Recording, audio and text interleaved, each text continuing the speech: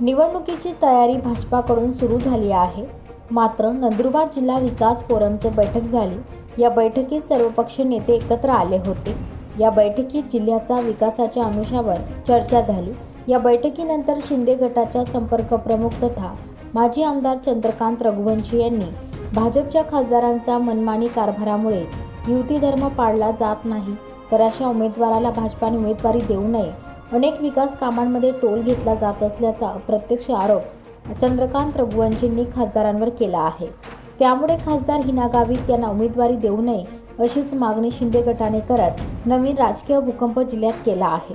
Satpura express news Navapur, मुख्य संचालक सुनील गावित.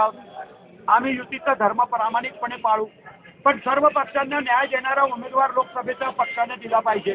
भारतीय जनता पक्ष आमचा मोठा भाऊ आहे, त्यांचाच उमेदवार राहणार आहे, आम्हाला तेही मान्य आहे. पण सर्व पक्षाला बरोबर घेऊन जाणारा, या जिल्ह्याचा समतोल विकास साधणारा आणि या जिल्ह्याला टोल मुक्त करणारा खासदार आम्हाला पाहिजे.